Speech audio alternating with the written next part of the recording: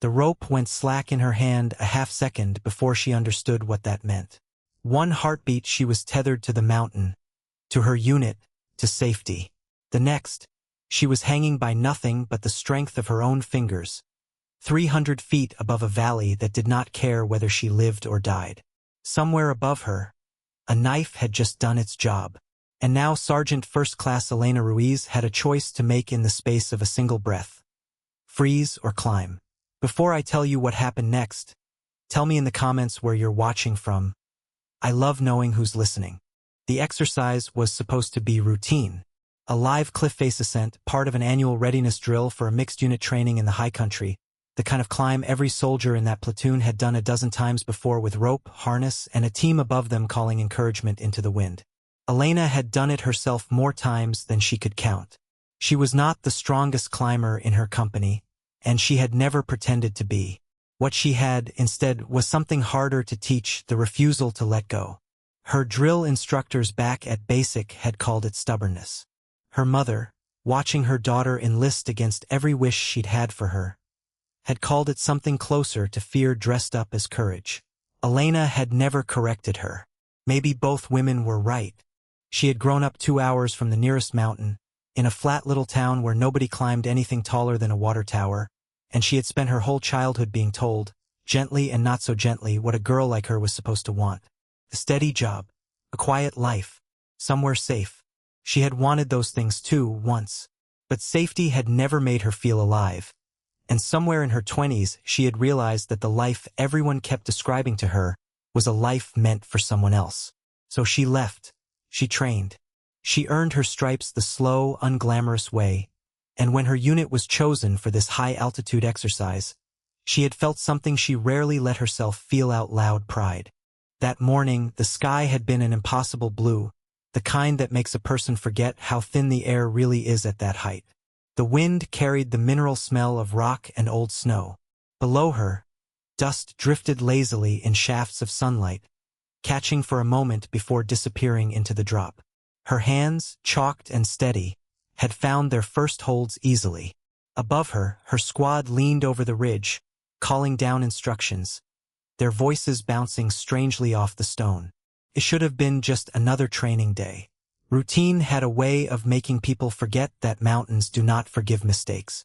The rope was supposed to be cut only once she reached the anchor point near the top, a simulated emergency cut drill, standard procedure, designed to test whether a soldier could finish a climb using nothing but a secondary line and her own 2 hands. It was supposed to happen at 80 feet with a backup already clipped in. But somewhere between the equipment check and the execution, a miscommunication slipped through the cracks the way miscommunications always do, quietly and at the worst possible moment. The blade came down early, the primary line went, and for one suspended second, nobody above her realized what had actually happened. She thought she'd never make it to the next hold. She was wrong. Her fingers found the netting bolted into the rock face, fibers rough and unforgiving against her palms, and she pressed her whole body flat against the stone the way her instructors had drilled into her 100 times before. Weight low, hips close, trust your feet before you trust your hands. Somewhere above, she heard the shout go up. Real panic, not drill panic. She heard her name. She heard boots scrambling against rock, heard someone screaming for the backup line, heard the particular stillness that falls over a crowd of trained soldiers in the half-second before training takes over from fear. Elena did not look down. She had promised herself long ago that she never would, not because she wasn't afraid of the height, but because she was. Instead, she looked at the 10 inches of rock in front of her face, and she made herself very small in the world. Small enough that all that existed was the next hold, and the one after that. Her mind, treacherous in the way minds are during moments like this, offered her memories she hadn't asked for. Her mother's face at the airport, unreadable, the day Elena shipped out. A drill instructor barking that pain was information, not a stop sign. The quiet nights in barracks when she wondered if she'd made the right choice, if the life she'd walked away from might have been the safer, smarter one. All of it surfaced and receded in the space between one handhold and the next, because that is what mountains do to a person. They strip away everything except the truth of what you're made of. Above her, the platoon had gone rigid with attention. eyes locked on the small figure clinging to the rock. Someone was already free climbing down toward her with a spare line, moving fast but careful, because speed without care up here killed people just as surely as hesitation did. A young private beside the ridge had gone white, hands trembling as he fed slack through numb fingers, whispering something that might have been a prayer.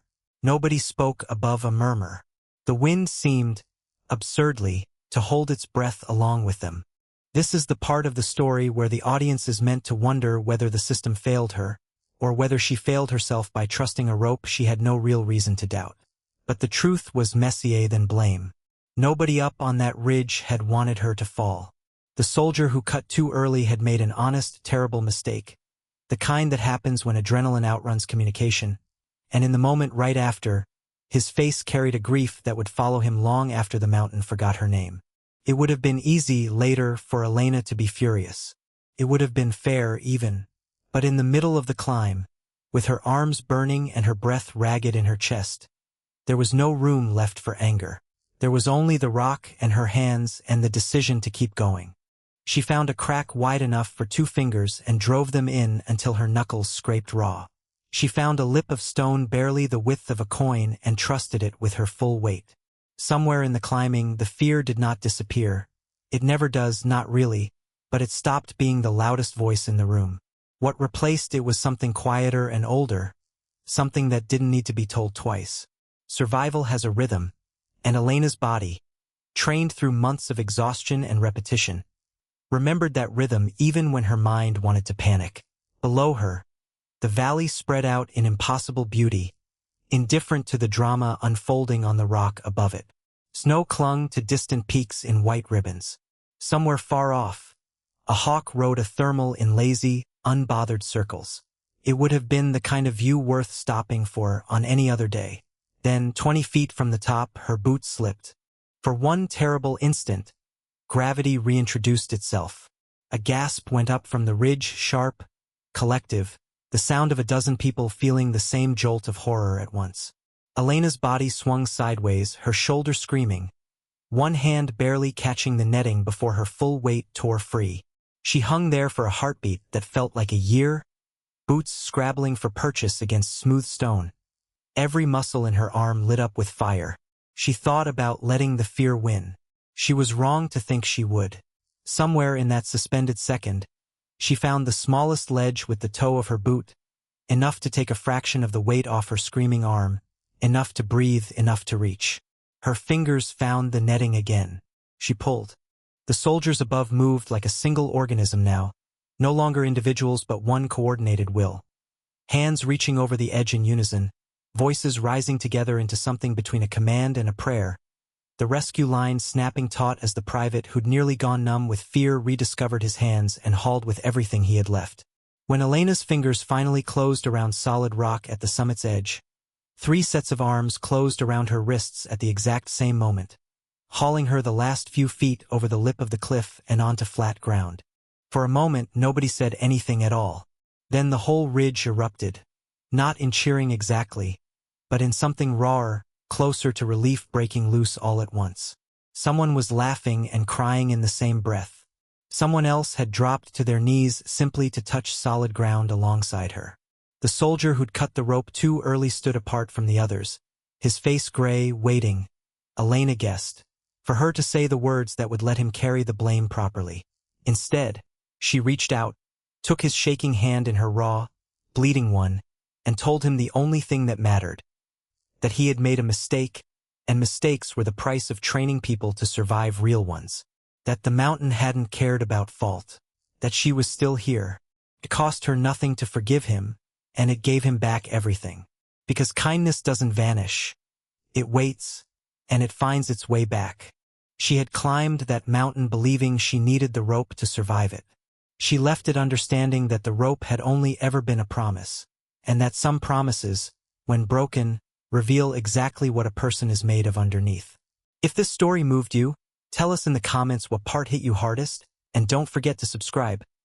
There are so many more stories like Elena's waiting to be told, and I'd love for you to be here when we share them.